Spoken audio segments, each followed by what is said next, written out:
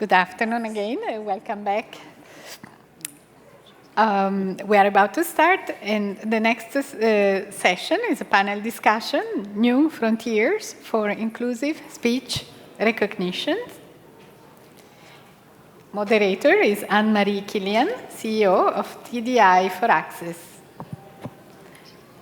Anne-Marie, please, the floor is yours. Thank you.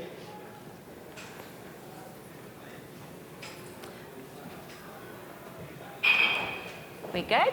Hello, everyone. Good afternoon. Thank you for coming to this speech recognition plenary. In this panel here, we've been preparing for our discussion today, and we will be having different avenues that we'll be talking about. But before we start, it's important to introduce our names and our image descriptions.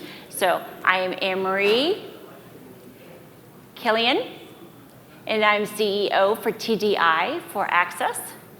And I am 5'9", and I have a blue jacket, I have brown hair, and it's long, and I have glasses, and I have hoop earrings. And I would like to ask each person to introduce their name and do their image description, and then we will get started. Okay, we'll start with Josh. Hi, I'm Josh Miller, co-founder and co-CEO of 3Play Media. I am a white male in my 40s now, so I have dark brown hair with some gray coming in. And I'm wearing a blue blazer and jeans and some brown shoes. And hi, I'm Sarah Smoley, co-founder at VoiceIt. I am wearing a red dress. I have long, straight hair. Wearing heels on this occasion. In general, I'd probably be barefoot in front of a screen. Really good to be here. Hello, Steve Fremill from Merck Pharmaceutical. I'm the corporate global head of accessibility. And I'm wearing a turquoise coat, black shirt, standing up 6 feet, but probably shrinking by now because I'm in my mid-50s. And mostly black hair and of white Caucasian and Pacific Islander descent. Hi, my name is Shadi Abuzara. I'm Principal Accessibility Standards and Policy Manager at Amazon. I have a really cool red wheelchair that makes me feel as young and sporty as I'd like to be. Okay. So now we're going to explain the process of the agenda and the opening of the 5 questions that we're each going to talk about for 5 minutes each. And it's about, 45 minutes, and then we're going to allow 15 to 30 minutes of questioning. So if you don't like, the hashtag of Slack, raise your hand, and we'll have a mic brought to you, and you can raise your hands. But we do ask that you respect and wait to the closing session, okay? So we can open it for questions at that point. So if you're here, so are we ready to get started? Okay. So the first area to approach for speech recognition is the innovation and inclusion. So I want to ask Sarah, I want to ask you a question about, how, there's 3 parts. How recent advancements in speech recognition and technology contributed to improving accessibility and inclusivity in digital interfaces and assistive technologies? And then can you provide some examples? And then how are the industry leaders and researchers collaborating to ensure that speech recognition systems are trained on a wide range of speech variations to cater to the different users effectively? Thank you. Thanks for the question. And again, it's really good to be in this discussion, this panel with you guys and with all of you today. So again, I'm Sarah, one of the co-founders of VoiceIt. We are an assistive technology startup based in Israel. We've done one thing, hard enough, speech recognition for non-standard speech. Now, a question like that, we have sort of a tradition in our company to respond usually literally in the voices of our users. So I want to start really just with a few profiles of individuals that we collaborate with in building our speech recognition technology. Claire Malone, Dr. Claire Malone, PhD particle physicist in the UK. She's a TED speaker, science fiction writer, scientist.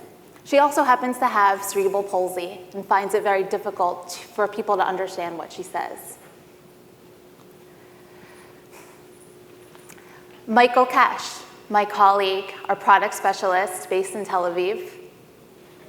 He often says, people sometimes find me difficult to understand because of my cerebral palsy, my British accent, and my sense of humor. He has used our speech recognition, now accessible, to be more involved in work meetings and achieving his dream now to be in sales. He's now leading customer and partner meetings. Maybe one more example, a deaf individual, heart researcher based in Boston, and again wants to share his thoughts and research over video meetings. So yes, voice technology, back to your question, Emery, yes, voice technology can open the world for people who find it difficult to be understood and for people with more general disabilities. But that's not actually why we started our company. So to back up a bit, my grandmother was diagnosed early onset Parkinson's disease. When she was 40 years old. And by the time that I was born, she had lost most of her motor capabilities, but more than anything, it was her speech that was impacted. And even as a young child, it was difficult for her to express herself and to be understood. And even as a young child, I felt her frustration because it was difficult for her to communicate basic human needs.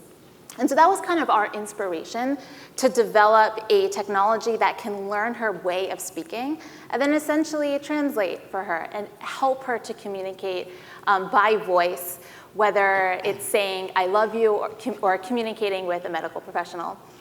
And so that's essentially what we did. We collected voice samples from people around the world with non-standard speech, and then developed a mobile application to help them communicate in person with others. So what we learned then from our community is that, hey, in-person communication can be really helpful, but now in a world increasingly activated by voice, we could do a lot more. We could help people interact with their machines. So this comes back to then your question, how can voice technology now be used to help increase accessibility and inclusivity of digital interfaces and really of mainstream technologies? And that's a point that I often really like to emphasize, which is on the one hand, we, technology providers, yes, we can help to increase access and increase independence and quality of life in many instances. But equally, we can simply help people to bring the joy of mainstream platforms, the utility and convenience of mainstream technologies. And that's a lot of what our goal is as well. So we went from verbal dialogue, so the in-person communication that I described, to then voice control, so enabling a person with a speech and motor disability to turn on and off a light or adjust the thermostat or play music independently for the first time, when very often they may rely on a human caregiver to perform these things on their behalf. By voice. And so this was one of our first experiments from just voice communication, in-person communication to interface in a partnership, an integration that we did with Amazon Alexa, actually during COVID. And that was really the beginning when we started to learn more and more from the community, okay, how can we build not just a technology that's cool and interesting and fun, but really addresses the needs and preferences of those individuals. And from there, continuing learning, which we're still doing. And I think part of the goal here today is really to discuss some of the collaborations, not just among startups, but among and between other stakeholders, corporations, other technology providers, innovators, researchers, and of course, the end users.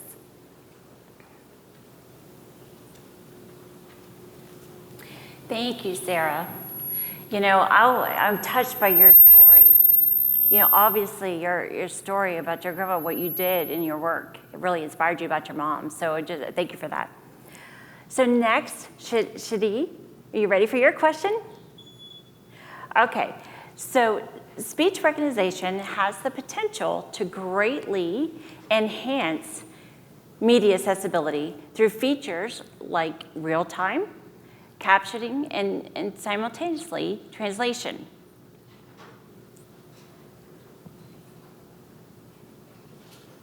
So can you tell us, how do you envision the applications evolving in the near future?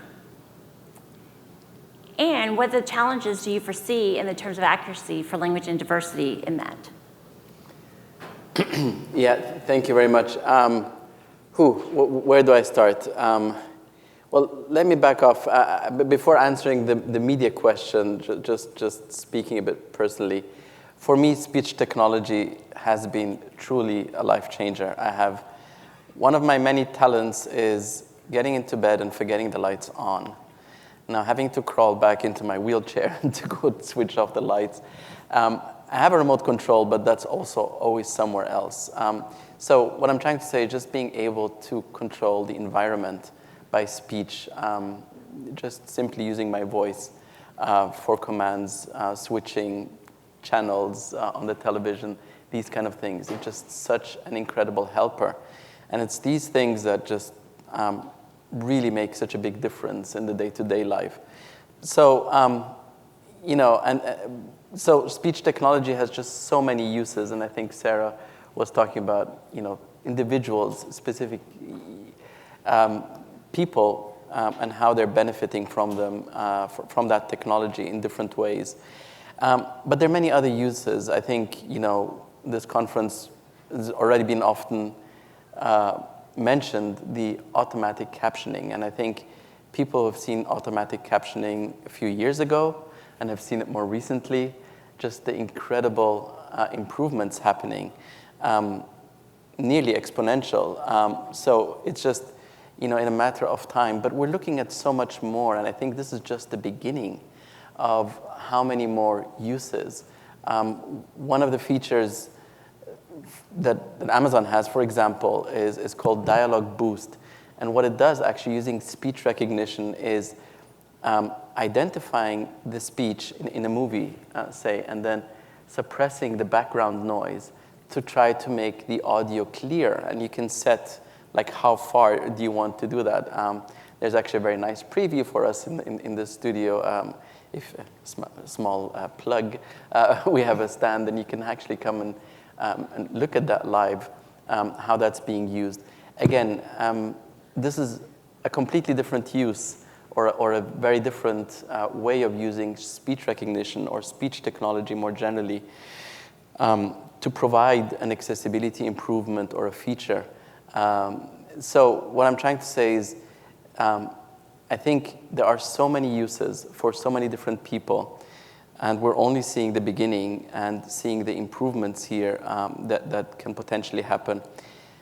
Today's keynote mentioned the Speech Accessibility Project, and Amazon participates in that as well, which I think is a very exciting project, but we're still very early on in that project, still collecting data,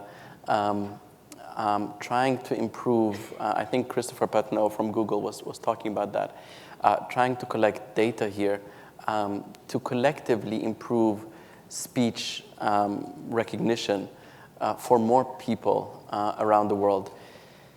But what was also mentioned in the keynote, and as somebody who originally comes from Egypt, grew up in Austria, is now in the US, different languages, different cultures.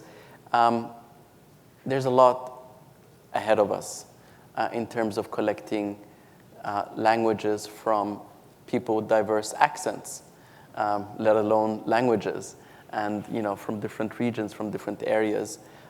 So I think the positive side is where we've come to in the last years is just incredible and mind-blowing. But I think there's still a long, long way ahead of us to achieve far more improvements that are needed. Thank you.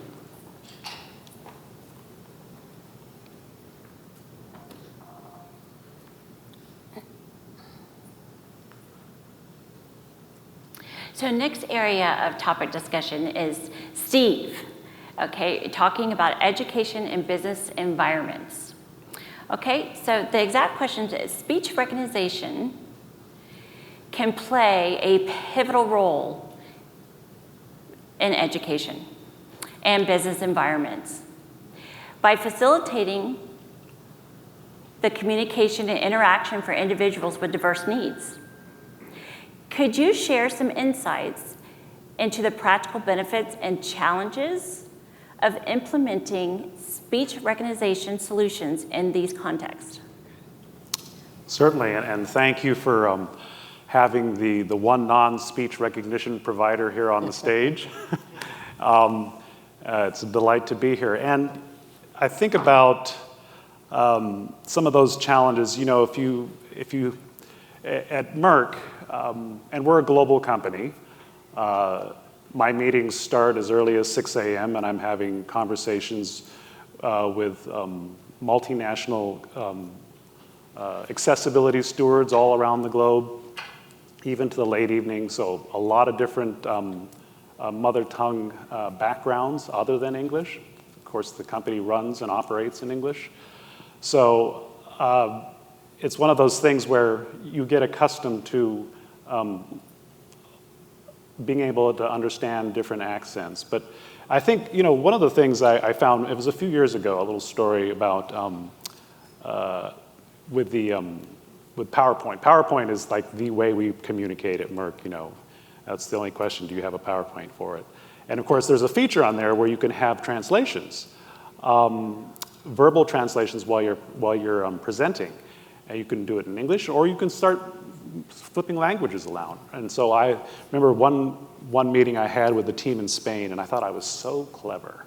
I was like, okay, I'll be speaking in English, and I'll be translating it back to them in Spanish. I'm really clever. And after I got about a minute or two into going, they stopped me and they said, can you please turn that off?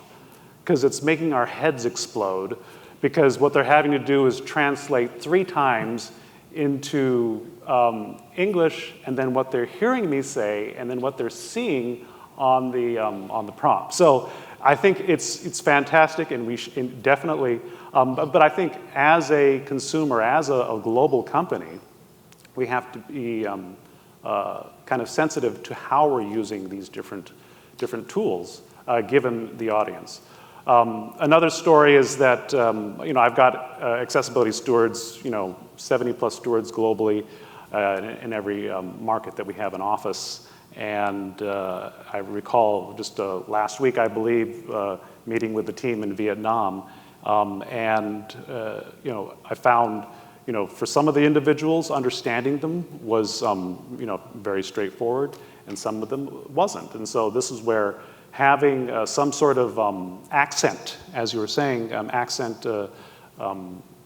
speech recognition to be able to decipher for that would have been extremely helpful. So, I think, with a large global company, there's a lot of moving around. And so I think when it comes to understanding people, that can be learned. Every one of us can learn to understand individuals. I recall in graduate school, part of my housing arrangement was there was a group of us that would take care of an individual with cerebral palsy, a fellow student, pretty much a use case where you had to have everything done for him.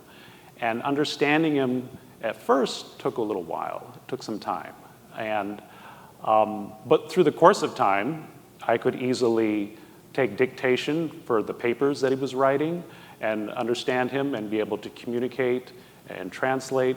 And that was something that is learned. So what I'm saying is that the accents, they can be learned, they can be acquired, but that's when you have a long-term sort of relationship with an individual. In a large global company, there's a lot of movement, and sometimes you're across the world from each other. You don't have that luxury of building that long-term relationship to better understand how people are saying things. So that's something that that came to mind. And one other thing as you were speaking, I just thought of this, so my father we're accepting the fact that he's 86 years old and he is acquiring dementia. And my mother has to write out things to communicate because he refuses to wear his hearing aid. And so sometimes he doesn't understand exactly if the writing is too complex. So maybe with the AI conversations that we've been having today, maybe being able to distill down what are those salient points that are being said for someone who's having dementia. Just another thought. Throw that in there for those developers out there. But I'm saying there's a lot of use cases when it comes to on the user side of a large company, a lot of factors, and it's very exciting. And I think ultimately it's going to help everyone understand each other better as we go forward. Thank you. Thank you, Steve. Thank you.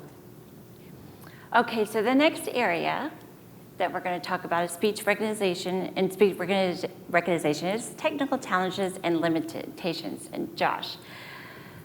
So we're going to ask Josh. So Josh, speech recognition, wow, there's a lot of triggers here that can impact the success of background noise and accents and all of that, speed, all of this. So what strategies, what challenges trigger all these that are facing the technological challenges, such as background noises, and how do the challenges impact the quality of speech recognition and overall user experience? Great, thanks. So I will do my best to not be a party pooper about speech recognition.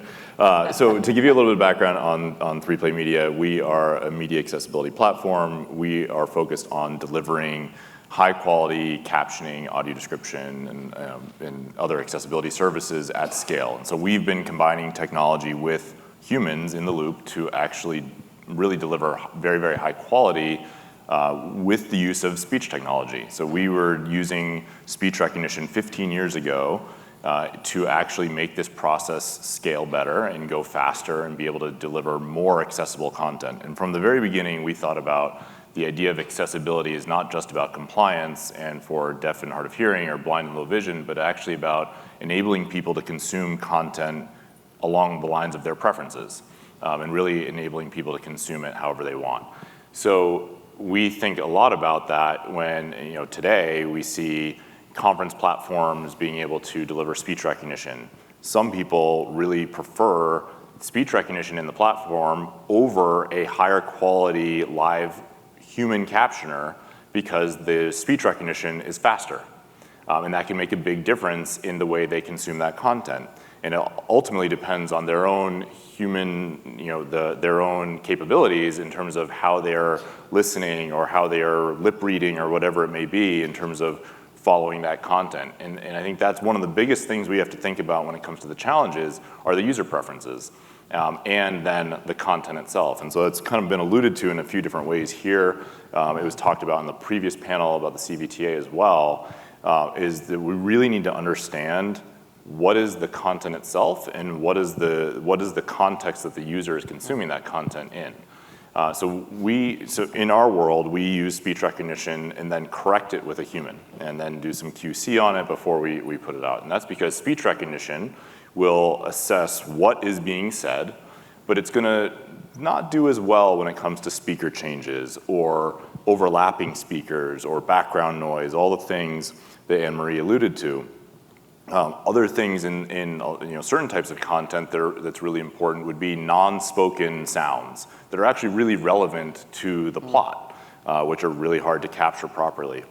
But that doesn't apply to all types of content. So we think about how the speech recognition can perform in different scenarios. And we put out a report every year called the State of ASR, where not only are we benchmarking all the different engines out there from all the big names of the tech providers, but also look at it by industry. And so we're seeing that there are legitimately leaps and bounds improvements in speech recognition today. And we're seeing the word error rates get down as low on average across different types of content to about 7%, meaning it's 93% accurate. That's pretty amazing when you consider the range. We also look at formatted error rate, and that's the idea of getting speaker changes, the non-spoken elements, punctuation, capitalization. Howard on the panel before noted that commas save lives. When you put that comma in the wrong place, you're saying "Let's eat, Grandma" instead of "Let's eat, Grandma." Right? So those are real things, and that gets into this idea of not all errors are equal, and so optimizing for the content is really important. So when you start to go into the industry by industry or content type analysis, those ranges start to open up quite a bit. And you see certain types of content can get as low as a 4% word error rate, meaning it's 96% accurate on average. That's incredible. But you have to account for that. So that means it's probably a single speaker using common language and really optimizing for the setting. So on the technology side, what can we do? We have to look at how can you isolate speaker channels? How can we build unique vocabulary lists or dictionaries based on the type of content? And we can start to do that now. One of the biggest advancements in the technology is the flexibility of actually being able to tune an engine in almost real time. So you can actually start to improve the speech technology 10 minutes before a live event and actually get better speech recognition if you have the right vocabulary. So there's a lot more we can do. I mean, we think about the conference platforms. One of the beauties of a conference platform is that the technology can identify who is speaking. So you can put in speaker IDs. They can also, hopefully soon, isolate those channels and get better speech recognition, even though people are speaking on top of each other. So there are a lot of things we can do, but a lot of it depends on context. Thank you, Josh. Thank you so much. And so another question for all of you, and this part, we can have discussion as well. In the future, looking ahead, what are some emerging technologies and exciting applications of speech recognition that could further promote inclusivity? And if you wouldn't mind telling us, can you predict some of the emerging exciting applications that can reshape the ways we interact with digital interfaces and information with each other in our lives? And how will it be applicable to us in the digital aspect as well? Did I get that question? It's an easy question. Go for it.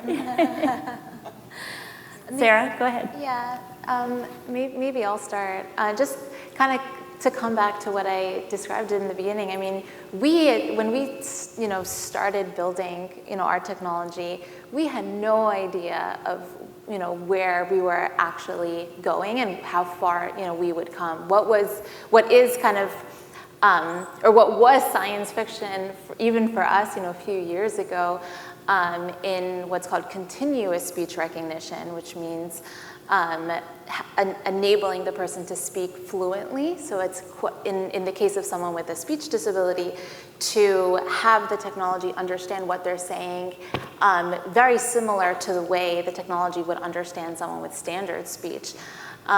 This was sort of science fiction for us just a few years ago. And now that the technology, really is working, even for people with pretty, like moderate speech disabilities, is really opens new use cases that we just couldn't have imagined. And so, at least kind of for, from our perspective, we're really depending on people in the community to continue to tell us, okay, where does the value of this technology really lie? And where can we, as technology providers, which is what we are, we're a group of technologists and speech pathologists, building a technology, but relying on the community of all stakeholders to tell us, which direction to go. So just some examples, I mentioned, one of the first applications of the accessible speech recognition that we built when we moved from in-person communication to then, interaction with machines. One of the first integrations we did was with Amazon Alexa. So again, to say, well, turn on the light using the VoiceIt application. But from there, our user said, okay, well, we can do voice commands, but what about when we want to do more than just environmental control, but to interact with the newest AI productivity tools when it comes to, what's the weather or many things that you can do now with ChatGPT and other tools. So one of the newer integrations that we've done is with WebEx, so to make video meetings accessible, kind of opening workplace meetings for people who are challenged to be understood in a hybrid workplace, and of course many of those other applications. So again, like that application of video meetings and interactions by voice with the newer AI tools is really not something that we could have imagined. So I think from here, it's really, the sky's the limit. But really always kind of coming back to, let's not just build a cool technology, right? And use our vision to build something really great, but to always come back to earth of where can we really make a difference? What do our users and customers say will make a difference in their lives right now? Yeah. Is there anyone, go ahead, Shadi, you want to answer, Josh? Go ahead. I think right on what Sarah's saying. I think the idea of everyday experiences, and Shadi, what you were alluding to as well, I think that is where this gets really interesting. And I would agree, 20 years ago, speech recognition was a cool technology looking for an application. There have been just so many advancements, both in terms of the quality of speech recognition, but also in the flexibility of applying it, that changes the conversation dramatically. The idea, the Dialogue Boost, so I actually saw a demo of Dialogue Boost last week with a clip from Jack Ryan. It's really cool. And it comes back to this idea that there are all these articles now about how everyone's using subtitles and captions at home. And part of it is user preference, but part of it is also because theatrical releases were not made for a living room. They're made for a massive theater where you have these crazy, huge speakers and surround sound systems that you just don't have at home. So in comes Dialogue Boost, so you can follow along better. I had no idea that speech recognition was behind that. That's incredible. So I think there's some really interesting ways to enable basic experiences. Shadi, go ahead. Yeah, so again, I agree with both Sarah and Josh. It's these, I think, small improvements, not necessarily, new technology as such, but making the existing technology more robust, better understanding the context, better understanding what's meant. Like if I now just say name of somebody while I'm speaking, it's clear that it's part of the speech, not a command, not the wake word. Things like that. But just more generally, expanding our language coverage, expanding how we recognize people with different speech patterns, be it due to a disability or due to different accents. And I think all these things in sum will make the technology even more robust, even more useful in day-to-day, that will become so common and so ubiquitous. Like with every technology, when it starts, it still has a lot of, I don't know, I'm thinking about cell phones. When they first came out, they weren't as reliable and as easy to use, and now it's become, a normal thing to do. Steve? And I'll just add, as the customer, I appreciate, wanting to look to the customer, what's driving the need. I'm thinking about in pharma, of course, and this is an area I personally would like to, expand our accessibility work at Merck, but what's happening in the clinical trials? So when you have a situation where, for any reason, people who are getting involved in clinical trials may have comorbidities, other types of illnesses, disease that are disabling in terms of their speech, this could be something that's really very useful, and also really kind of speak directly to the whole notion of social determinants of health. I'm getting all pharma on you guys, I can tell. In terms of providing equal access to clinical trials across the entire spectrum, and so there's a lot of opportunity there, and that's a welcome where we kind of solve this together. Meet us where we are right now and figuring this out together. Thank you for that. Okay, so now the last question, and probably, admit transparency, my favorite question. As a deaf woman, to ask all this panel, regarding empowering individuals. So how can we, with individuals with disabilities and advocates and communities, contribute to the ongoing development and improvement of speech recognition of technology, and are there any opportunities for collaboration to ensure that the technology truly empowers and benefits everyone? I'll take a shot. I mean, I think there are multiple levels and multiple ways. Again, today in the keynote panel, the Speech Accessibility Project was mentioned. This is one example. But it's one example. It's one opportunity here. But there's also a lot of opportunity to, for example, build Alexa routines and Alexa skills or something. We love to cooperate with organizations. I think Sarah mentioned some of the work, but working with different organizations and to innovate. For example, I recall in Germany, I think there's an Alexa skill called Hörfilm, where by voice, it was developed with the German Association for Blind and Low Vision, and this skill allows you to browse the libraries of some German broadcaster networks, their media libraries there, and browse through by genre, by date, by or just simply search for something, and get these played through an Echo device. So here's an opportunity, for example, where together something was developed using the speech interface and speech recognition to develop, a custom, specific kind of solution here. But at the same time, I think really, organizations, assistive technology makers like Voiceit and others that are really focusing on specific cohorts. Amazon is focusing on mainstream, right? Mainstream features and making sure that providing these accessibility features for the broad majority.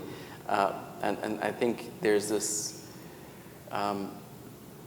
close relationship to specialized assistive technologies that actually focus on specific features and functionalities that go further. So this is maybe another opportunity here, or another way of basically working together and furthering the reach of this technology.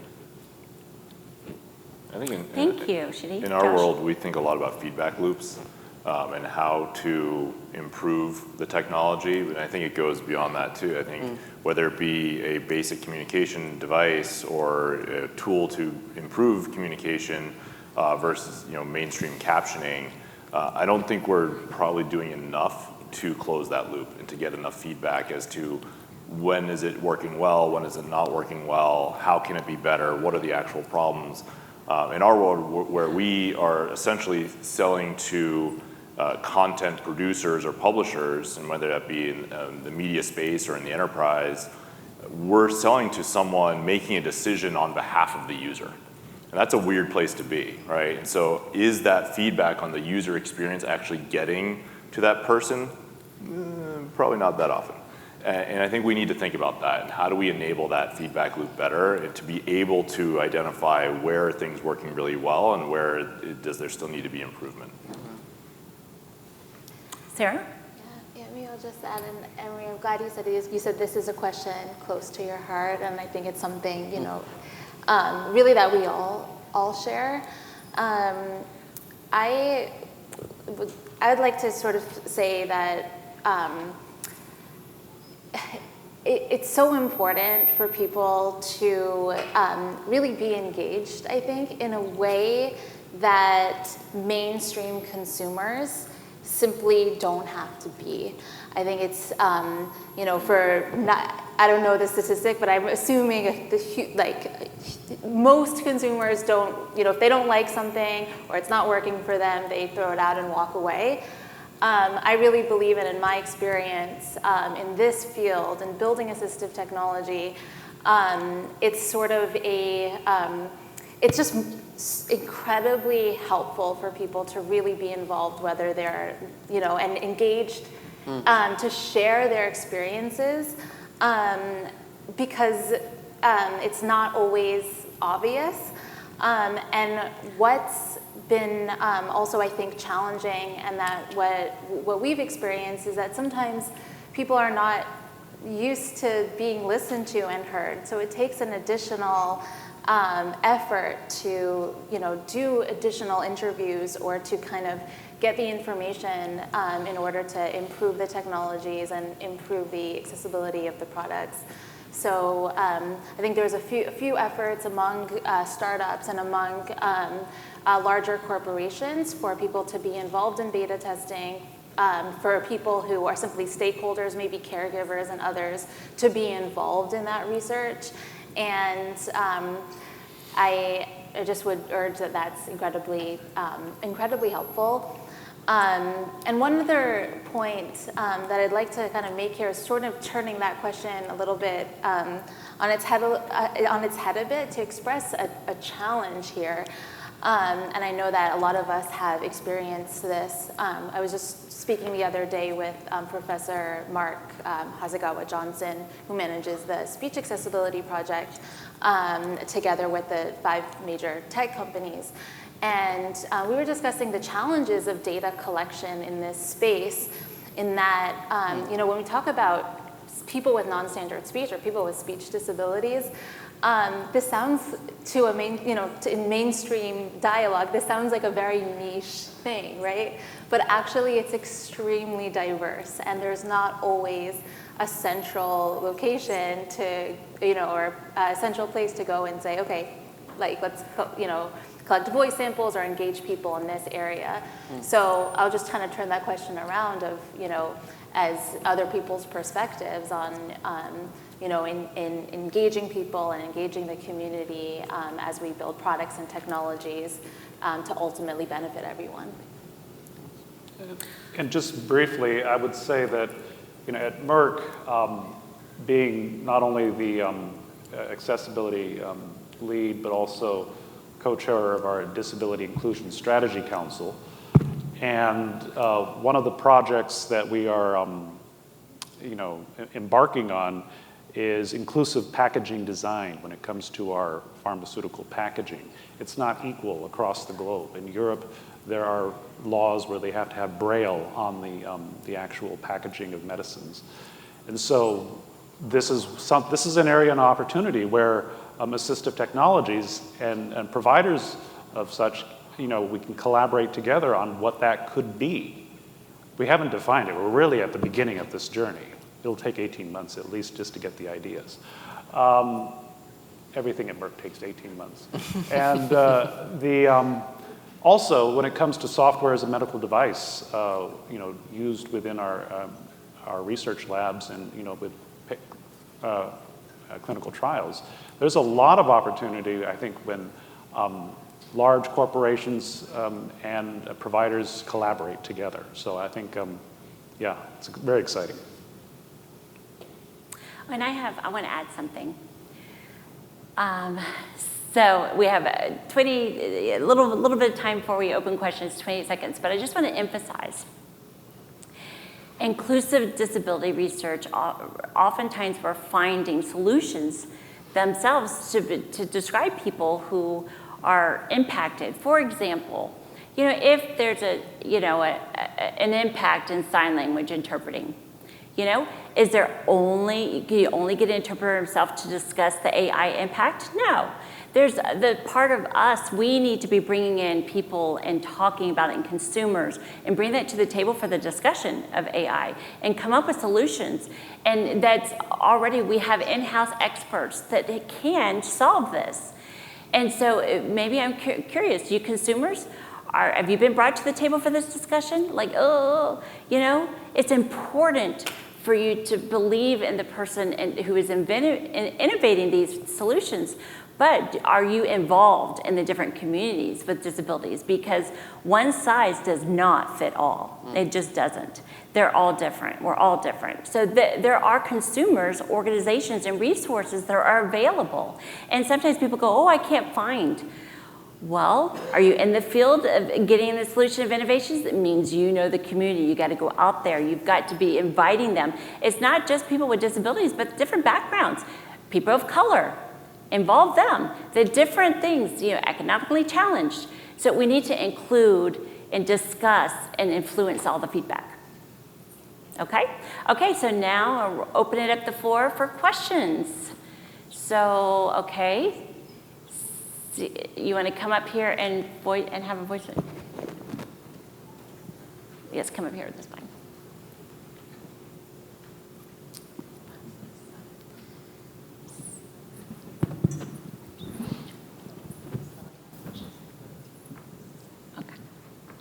She's going to voice, okay.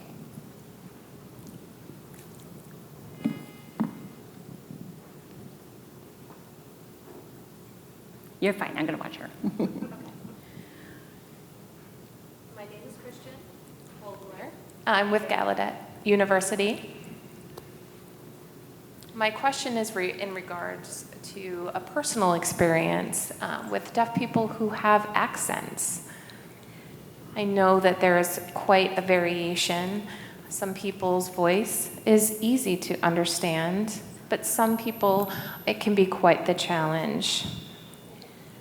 So I am thinking about where we can go and to make sure that the technology does work and think outside of the box and accommodates everybody. For example, from my experience, there's a lot of meetings and such that have both hearing and deaf people involved. I do speak for myself oftentimes, and that's okay, especially when there's all hearing in the room. But if there are deaf people involved as well, that does bring up some problems. And that it can be hard for people to recognize my voice and understand me. So it's an impossible situation for me. So how do you accommodate both hearing and deaf people at the same exact time? I feel like speech recognition should be improved and make sure that it's working for everybody in the room. It does present these challenges. And obviously, there's new companies, new technologies, but with that comes problems as well. So for example, like you mentioned, the partnership with WebEx, this is wonderful. Many deaf people use Zoom, not WebEx. So if you think about that, the point is, how can we get from here to develop the technology and find the solutions that are needed and get to a point where it will accommodate everybody? How can we get there? Sarah, do you want to answer that one? Kristen, yeah. Thank you so much for that question. And I really appreciate it because I'll tell you really honestly, we, not long ago, we weren't sure that, or we assumed, or we weren't sure whether the speech recognition that we're building, so accessible speech recognition, would be interesting at all for people in the deaf community. We thought, well, if people are signing, well, what do they, do you really want our technology? So this is an example of really the interest and the need came from individuals to us. And when we launched what I mentioned before, our continuous speech recognition, so enabling more fluent conversation, it seemed to be really the right time to, okay, can we explore this? So we teamed up with one of the leading providers of solutions for deaf individuals, strictly for the purpose of, okay, well, we haven't really validated the technology before with deaf voices, or what you call deaf accents. Would this, work well? And if so, what would be the use cases in which, would be most valuable? Would it be interacting with, GPT or the, voice assistants, or an in-person communication, or through video meetings? And so, we started to kind of explore that both directions. So first, does the technology work? And second, what is the user experience that would be most valuable? And so we found out, okay, the technology works great, even to the extent of a lot of the training that might be necessary for people with dysarthric speech correlated with other situations like cerebral palsy and other situations. For deaf voices might be more consistent and therefore need a lot less training, sometimes almost no training on our technology. So then it became, okay, the use cases. So we talked about the WebEx integration. Our product does actually have a Zoom plugin as well. So we're working through that.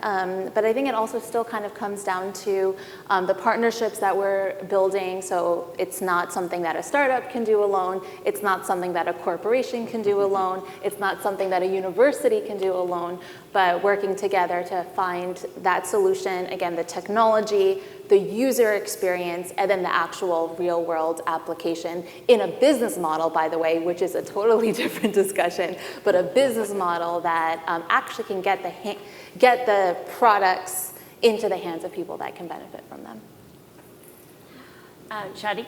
This is not really an answer to the question, but it just the thought about that the people have very different types of speech patterns you were mentioning.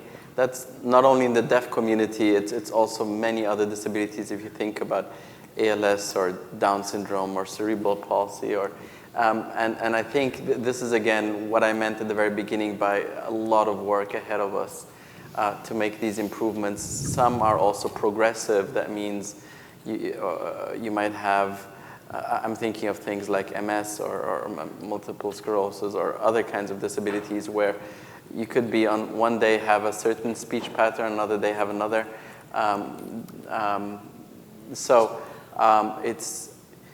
We need more robust systems that have better recognition is basically what I'm trying to say.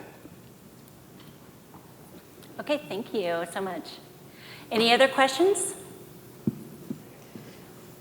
In the back? And they need a mic? Oh, okay, perfect. Hi, my name is Lindsay Morris. I'm an occupational therapist and research scientist at the University of Pittsburgh. And I was wondering, I'm glad that Anne-Marie and Sarah both gave the example of the other provider population, and Merck, sorry, you did say providers. Other provider populations that work with individuals with a diverse range of abilities. Can you guys speak a little bit to how that has how you've involved them either in your development, your innovation, and the impact that made on your product and the outcomes? And I guess the second part might be how that could tie back to the other point you just mentioned, Sarah, of I get it has to fit in a business model, but that collaboration amongst academia, the end population, providers, and the industry that makes the products to not only facilitate or develop inclusive products, but also get them in the end user's hand and ensure they have the knowledge and skills to utilize them. Go ahead, Sarah.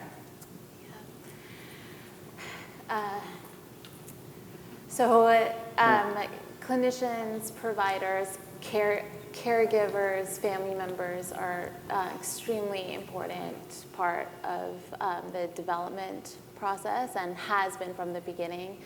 In Voiced's experience and our approach, we have a team of speech-language pathologists in Israel, in the US, who work with other speech-language pathologists and OTs and PTs and others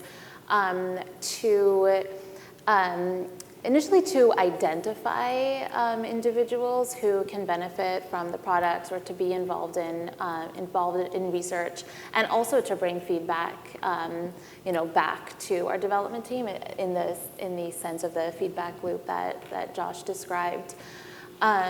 It is challenging. Like I think we can all kind of recognize that because of the costs involved and the time restraints of many therapists. I'm sure you can relate if you're practicing speech pathologists. So from a startup's point of view, like we've taken different creative approaches to be able to involve therapists and other clinicians in different stages of the process while also being mindful of time restraints. And we do this through grants, through different training methodologies that can be actually incorporated into therapy, and then through kind of things like surveys and other ways of collecting feedback that would just be very simple and efficient there. But I appreciate your question, and I would love to talk to you and other researchers or speech therapists on new ways that we can collaborate in ways that would work, like from your perspective as well. I think it's really, really important. Yeah, I would just also add to that in pharma, we're in the business of inventing medicines that improve lives. So to do that, we need to do clinical trials. And to effectively do a clinical trial so something can go to market is to have a good cross-section and break down those barriers that existing processes might have for people with disabilities. And so this is where I think there's an opportunity to partner with assistive technology providers to break down those barriers so that a pharma company can successfully get a medicine to market and improve lives. That's what we're doing, and so that's where a partnership and how can we better, take a look at that concept of social determinants of health. That's what pharma's interested in, but then how can assistive technology help with breaking down those barriers to get there? One thing that Anne-Marie mentioned about disabilities, that's, of course, at Merck, our digital accessibility policy owner is our chief diversity and inclusion officer. It's not in IT. The thought leadership comes from DE&I. It's enabled by IT, and of course, the business is responsible for implementing it. So I think there's a real opportunity here with collaboration as we all have our different goals, our different business models, but then how do we break down those barriers so that people with disabilities, and people with disabilities cut across all marginalized groups. If you think about the whole DE&I concept, various marginalized groups, the thing is people with disabilities cut across all of them. It's universal. And of course, as it's often said, if you live long enough, then you'll be one of them. Or it might reach you sooner than you expected. So. Yes, I want to add the last comment to, if you live long enough. So recently, I was reading a World Health Organization. They were saying by 2050, people that are still living will become either deaf or die. Okay, so the impact is spreading. So unfortunately, we have 1 minute left, so we want to wrap up. So I'm going to let each of the panelists give their last minute. I want to thank each of the panelists for being involved in your time. And if you have any additional questions and you feel like, oh, feel free to come up and talk to each of them, the panelists, as we're closing, okay? Thank you again for your support. Thank you. Thank you.